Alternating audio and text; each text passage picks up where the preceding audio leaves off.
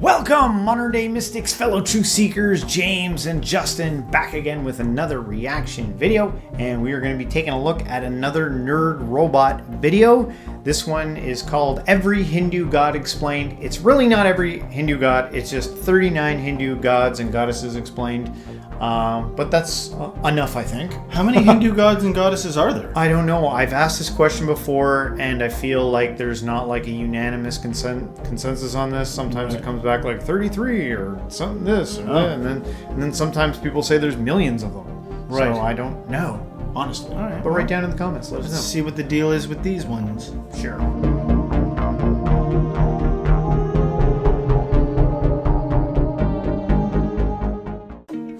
Hindu mythology is one of the oldest and richest mythologies in the world. It has influenced many other mythologies and religions that came after it. Hindus worship many gods and goddesses. According to ancient Indian literature, there are millions of gods of the universe. But of course, we do not have time enough to learn about all of them. However, in this video, we can learn about some of them. Some of the most important deities in Hinduism. Let's get started.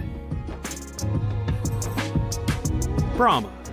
In Hinduism, Brahma is one of the three supreme deities. He is said to be the god of creation. In many descriptions, paintings, and statues, Brahma is often depicted as an old man with a white beard and having 3 or sometimes 4 heads.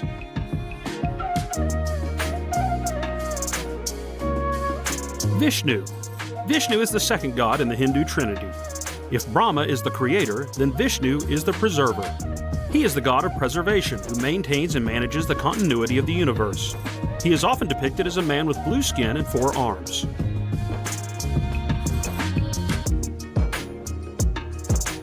Shiva. Shiva is the last god in the Hindu Trinity. If Brahma is the creator, Vishnu is the preserver, then Shiva is the destroyer. As the god of destruction, his role is to destroy the universe in order to recreate it, paving the way for beneficial change. He is often considered the most powerful god in the Hindu pantheon.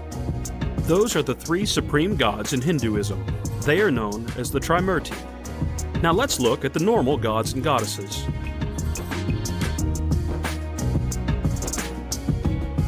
Saraswati. Saraswati is the goddess of knowledge, music, and art. Brahma created Saraswati as the incarnation of knowledge.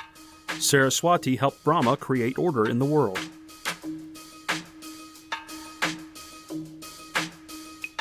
Ganesha. Ganesha is the god of wisdom. He has the power to clear obstacles and pave the way for people to move forward in life. Hence, he is one of the most worshipped deities in Hinduism. In many references, he is described as having the head of an elephant.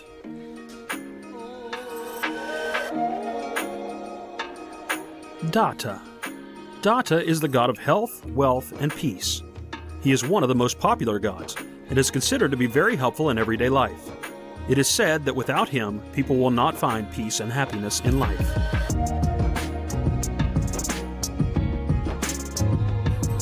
Yama. In Hinduism, Yama is the god of death and the lord of the underworld. In many pieces of literature, Yama is described as the first entity to die, paving the way for death to be followed by all humans. He has dark blue skin, sometimes purplish, and has a scary face. So for you guys out there, we tried filming this a couple times and botched the reaction. But I had an original question for Yama, and I was like, why would anyone worship the Yama god? Now I was thinking because he's lord of the underworld, maybe it would have something to do with like releasing their spirit from maybe a negative place, or maybe they wanted to connect with the dead, or something like that. Right, yeah. So maybe that makes a little bit more sense too. Because is the equivalent of Yama from like Hinduism, would that be like considered kind of like the devil in like say the Abrahamic faith? Are they similar? Maybe. I don't know. What if it's not an equivalency thing? Yeah. You know what I mean? But yeah, good question. Surya. Surya is the sun god in Hinduism. He is the personification of the sun and is considered the supreme soul who brings light and warmth to the world.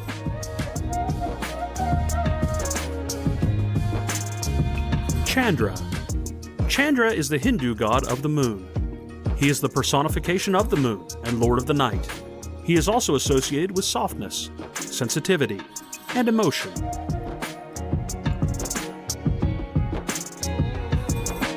Bhumi. Bhumi is the goddess of the earth. Most of her duties are to help humans on earth, especially in dealing with drought and famine. Apart from Ganesha, Bhumi is also a deity that is widely worshipped.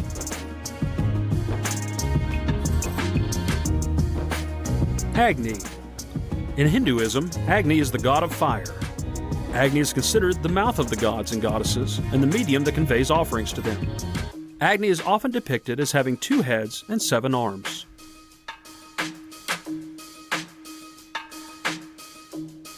Varuna.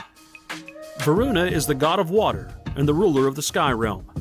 He is one of the oldest gods in Hindu literature and was said to be the king of the gods. He is usually depicted as a man with 4 arms holding a lasso made of a snake.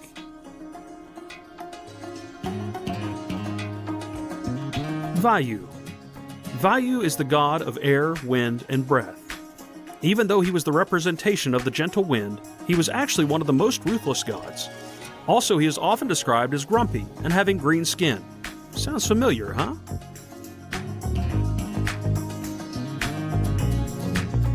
Mariman. Mariman is the goddess of rain. This goddess is widely worshipped in South India, and many festivals are held specifically in her honor.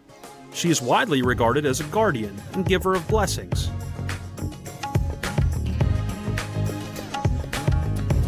Indra. Indra is the god of the sky, lightning, thunder, and storms. He is also considered the king of the gods. Apart from being worshipped as a deity, Indra is also considered a superhero. He is renowned for his strength and his role in defeating evil. Indra, that's kind of an interesting one. That's the first one where I saw that had like eyeballs all over the body, and then labeled as a superhero. Are there some gods that How many eyeballs do you need? Yeah, I know. Are they on his back too? I mean, you really only need 2 in the front. We have to look it up. I don't know. Well, if you can see through all multiple perceptions from all around you, maybe there's some value there. Yeah, maybe he sees into different dimensions or something. Maybe that's the superpower. Are some of these gods playing more of an active role? Like the fact that he's labeled as a superhero, or are there more stories about Indra?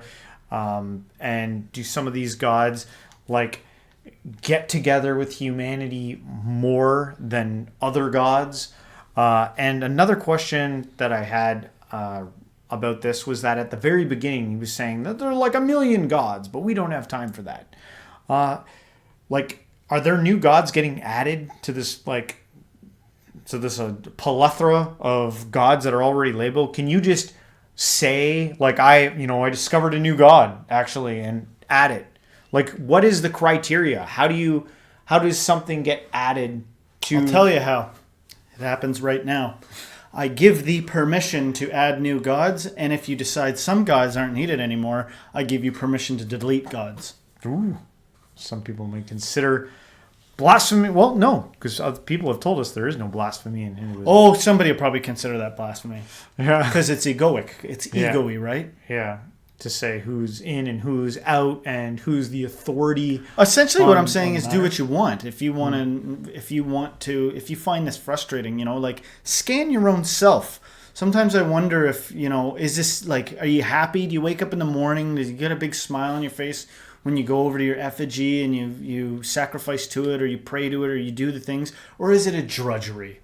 Yeah. If it's a drudgery, drop it. If it's a joy, add more gods. Yeah. Or continue doing what you're doing. Or continue doing what you're doing and do more of it. Yeah. That's my suggestion. It's just one guy's suggestion. Feel free to hate my guts for saying it. You're allowed. Mm-hmm. Or think I'm, onto something. Lakshmi. Lakshmi is the goddess of wealth, fortune, and prosperity.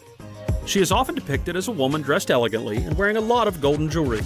Many people worship her because she is said to have power over welfare.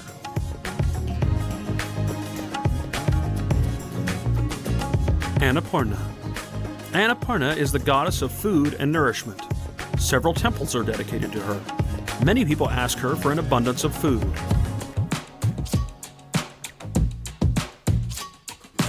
Durga. Durga is the goddess of protection. Durga is often told as a goddess who fights evil and demonic forces, so it is understandable that she has many hands and weapons. There is too much evil in this world.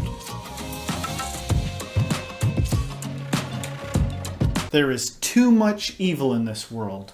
Is that true? Well, off of a recent video that we did a reaction to, as above, so below, there seems to be kind of like Just the right amount of evil. Yeah, just everything's kind of equalized. And I think that can be a tough pill to swallow if you're in the midst of some of that evil.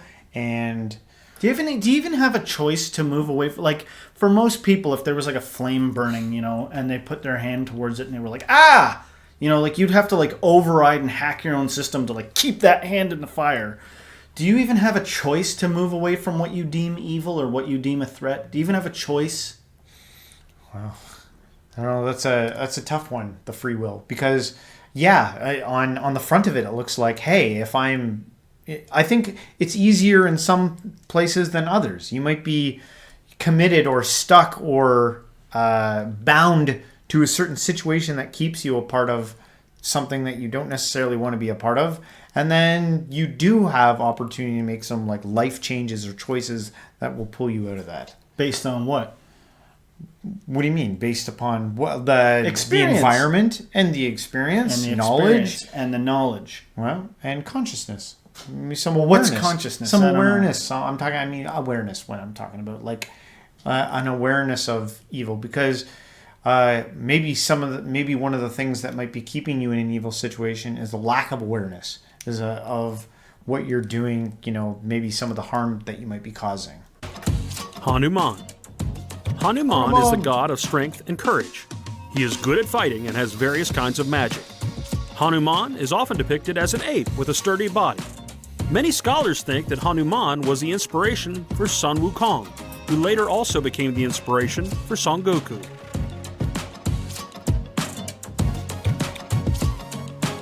Parvati. Parvati is a benevolent goddess associated with power. She has a lion as her pet and an elephant-headed son. Yes, she is the mother of Ganesha. Now you know why she is the goddess of power.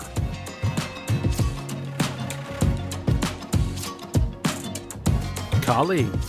If Parvati is the goddess of power, then Kali is the goddess of ultimate power. What's the difference? Well, ultimate power is an unfiltered and raw kind of power.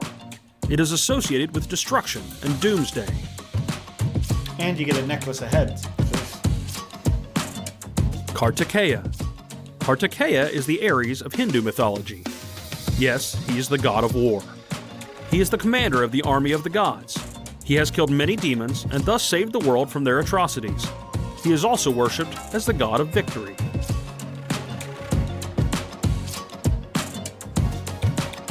Kamadeva.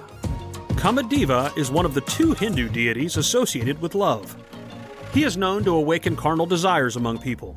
He is often depicted as having green skin and carrying a bow made of sugarcane and arrows made of flowers.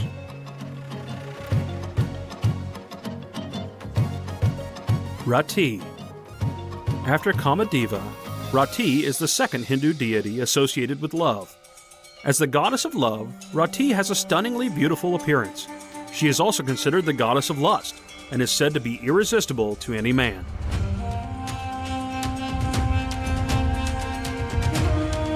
Radha.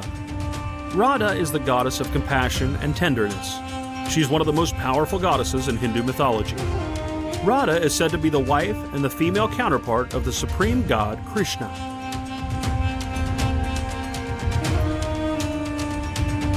Santoshi Mata. Santoshi Mata is the goddess of satisfaction. She is revered for her ability to grant wishes and fulfill desires, and she is worshipped by many Hindus who seek her blessings and guidance.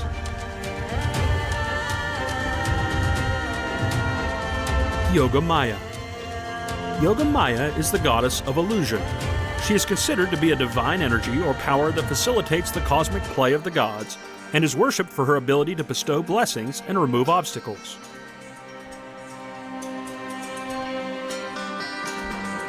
Ganga. Ganga is the goddess of purification. She is believed to be the personification of the river Ganges. She is worshipped for her ability to cleanse the sins and impurities of those who bathe in her waters.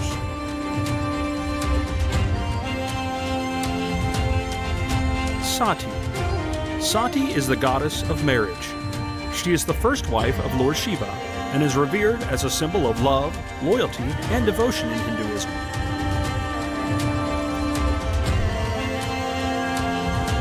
Shashti. Shashti is a goddess who is worshipped as the goddess of reproduction. She is believed to bless families with healthy children and protect them from diseases and harm.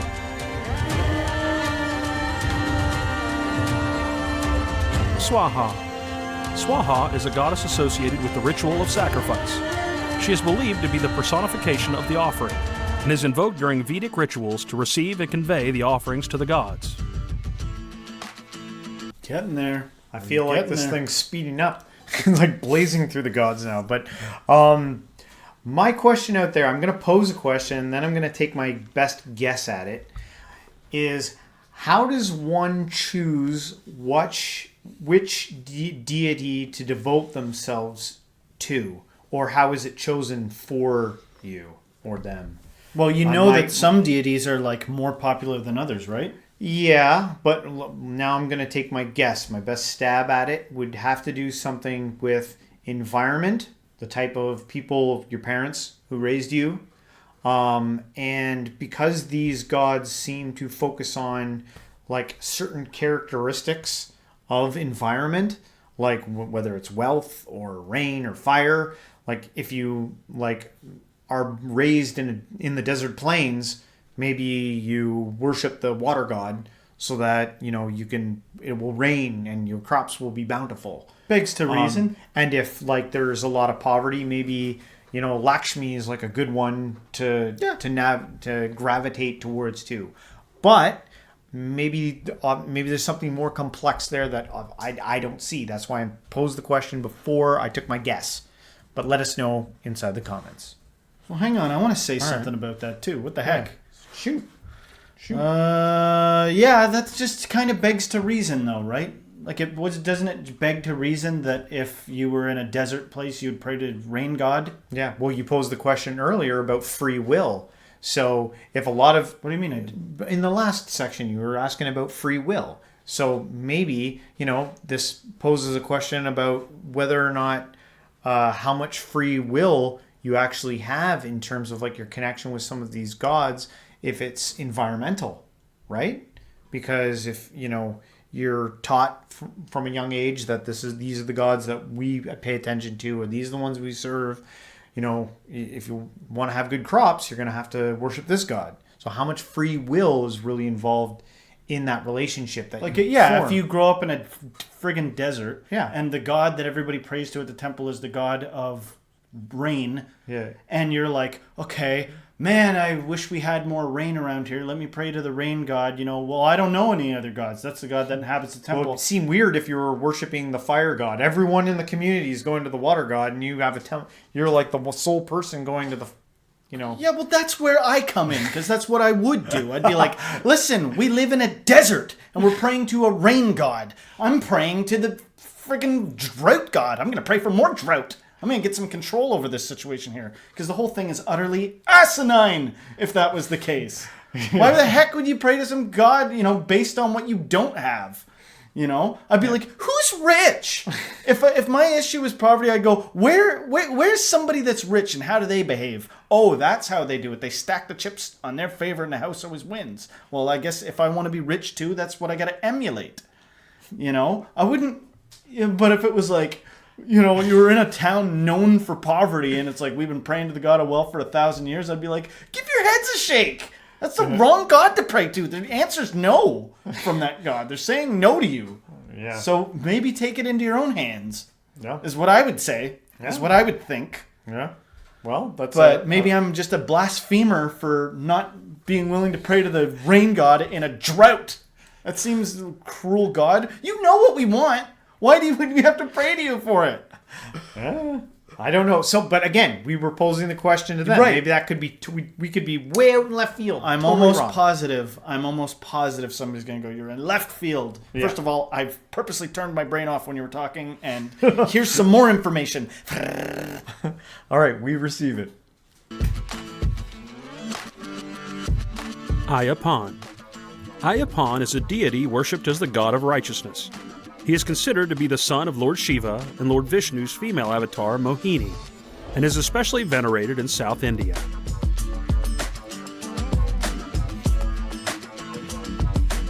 Manasa. Manasa is a goddess associated with snakes. She is believed to have the power to control snakes, and is worshipped for protection against their venomous bites.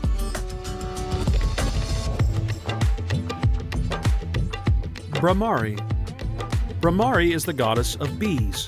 She is believed to be the creator and protector of bees, and is often worshipped by those seeking healing and relief from ailments.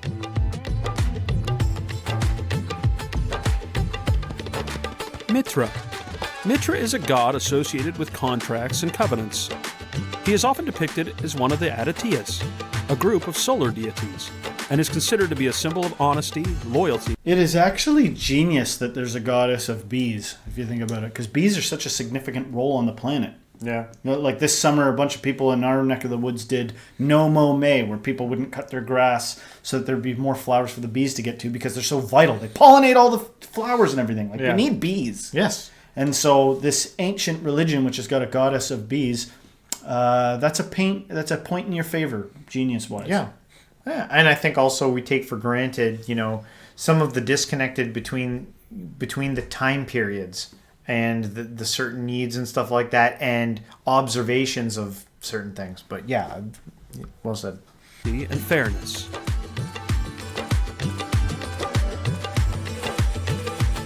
Tvashta. Tvashta is a god associated with creativity, craftsmanship, and divine artistry.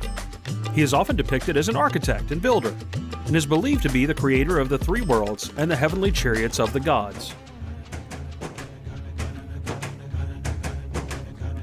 Pushan. Pushan is the god of meetings and journeys. He is often depicted as a shepherd who guides and protects travelers on their journeys, and is considered to be a benevolent deity who brings people together.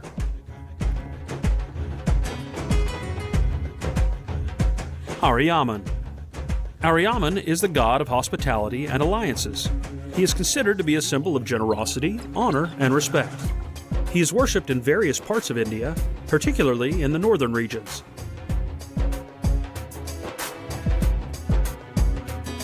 Aditi.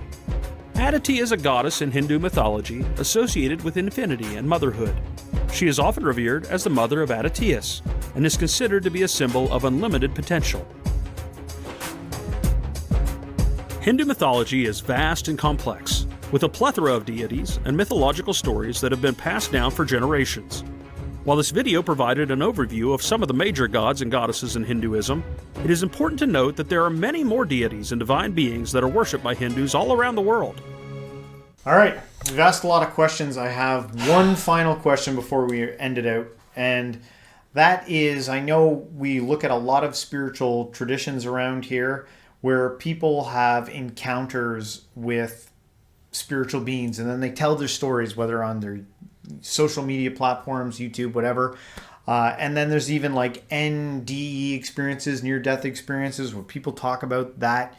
Does the same thing exist within Hindu culture where people talk about like they had an encounter, like an actual encounter with these beings? And, you know, is there any shows or anything? Can you guys point us in that direction? Because I would love to see some of that content of people who've had kind of like an encounter and had a share vision of Shiva, or a vision of or Lakshmi came to me in a dream and told me something. Yeah, like sprinkled some coins at you or something like that. And I just wanted to issue, it's kind of, I think this is the third video maybe this week that I've apologized at the end of. I'm in a weird state this week. I apologize for my aggressive blaspheming. I don't know what's going on. But I just want to say that, you know, there's always the people that are like, what the heck are you talking? We're rich and we pray to Lakshmi. Yeah. We're not only praying to things we lack. We pray to them when we have them in abundance too. Obviously, that's a side of the thing we've failed to recognize in our discussion. So yes, true. Apologies for the brazenness. Hopefully it was at least entertaining and you can forgive us and or forgive me. And answer James's question. All right, guys, hopefully you liked our reaction here. If you did, don't forget to hit the like, subscribe, share this with a friend, and everyone until next time. Stay spiritual.